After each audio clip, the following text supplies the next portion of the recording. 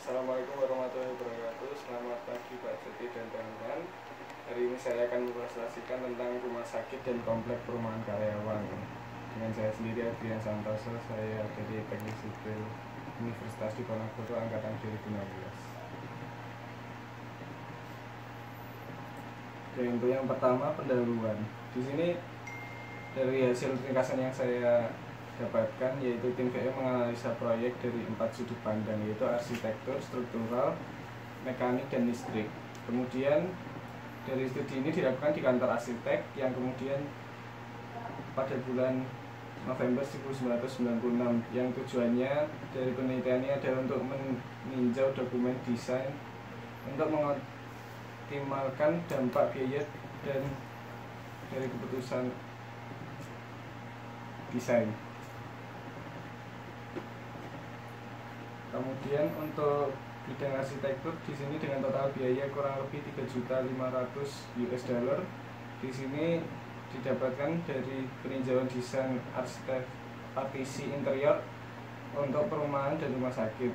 Lalu untuk perumahan asrama dengan menghapus unit balkon, kanopi yang kurang efektif, menghilangkan ruang bawah tanah, dan menggunakan panel dinding eksterior yang lebih murah.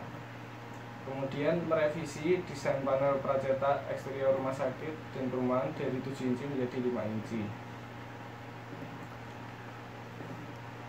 Lalu untuk selanjutnya dari struktural, di sini dengan total biaya kurang lebih 1.300.000,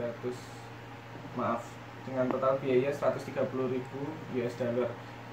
Dari bidang struktural ini yaitu merevisi sistem struktural untuk pelat datar dan meningkatkan ketinggian lantai ke lantai ke 14 inch sampai 3 inch. Catatan, desain asli 13 kaki tidak akan mengakomodasi secara ekonomis utilitas yang diperlukan. Lalu sederhanakan level lantai dasar dan bawah tanah untuk mengurangi perubahan grade. Dari bidang mekanikal ini sendiri di total ada 14 item, yaitu dengan biaya awal 1 juta US dollar kurang lebih, lalu kemudian per tahunnya dengan biaya 110.000 US dollar. Di sini konsiderasi jalur sanitasi dan pembangunan limbah di dalam gedung dan menghilangkan instalasi pengolahan limbah dengan solusi alternatif, yaitu mempertimbangkan pengolahan yang lebih murah sehingga menghasilkan penghematan biaya awal sebesar 320.000 US dollar, atau menyediakan sistem tangki septik yang menghasilkan penghematan biaya awal sejumlah 375 US dollar. Kemudian mendesain kamar tidur untuk pasien umum dengan suhu 75 derajat Fahrenheit dan suhu 65 derajat Fahrenheit. Dengan ini akan menghasilkan penghematan biaya awal tanpa mengorbankan kenyamanan pasien.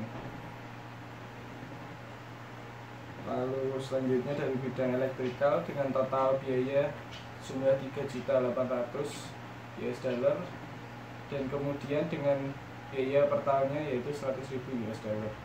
Di sini mengonfirmasi ulang sistem distribusi listrik untuk mengoptimalkan penggunaan distribusi tegangan tinggi.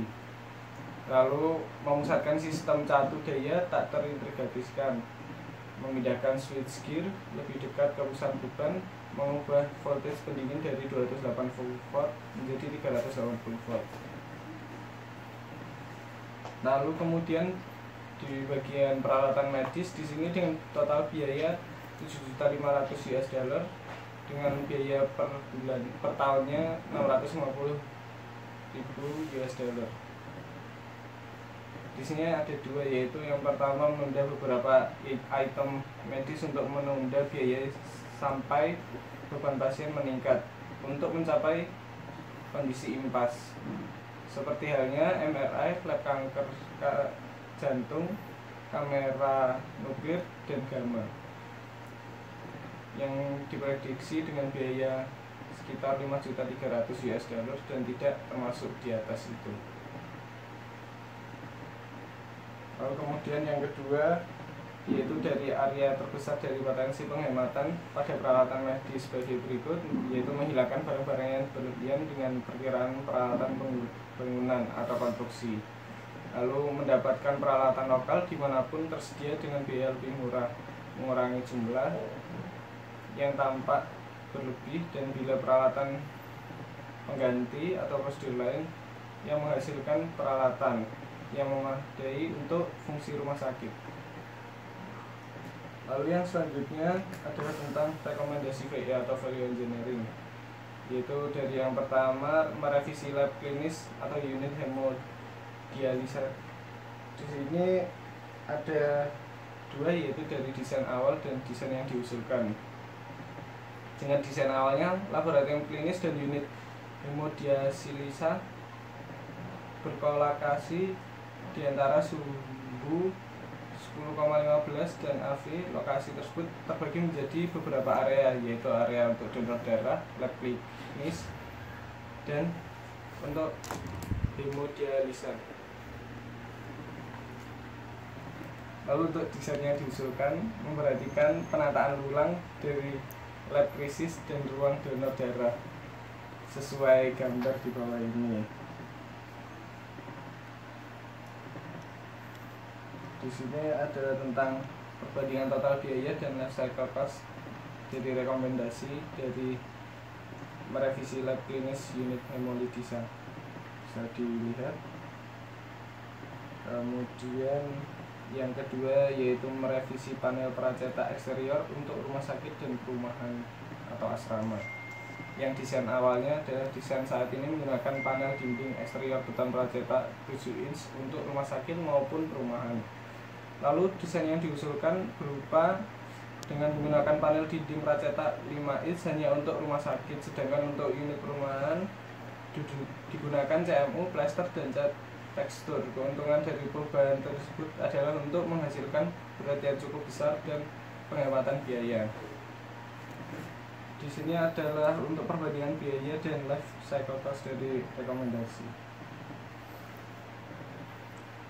Lalu kemudian mengkonfigurasi ulang sistem distribusi listrik, yang dimana desain awalnya menunjukkan bahwa bangunan gardu sekitar 9.500 SF untuk 6 trafo rumah untuk perumahan dan rumah sakit.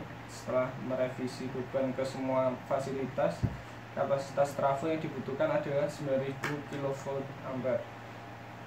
Dari gardu diperlukan untuk menjalankan sekitar 59.000 RF, dan dari 3x300 ditambah 150 mm kubik kabel bertegangan rendah.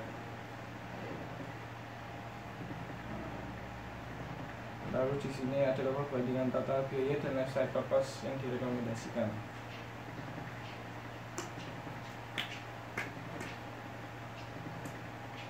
Lalu selanjutnya yang terakhir adalah tentang menambahkan 3 tempat tidur tambahan untuk unit hemodialisa, yaitu dengan desain awalnya adalah untuk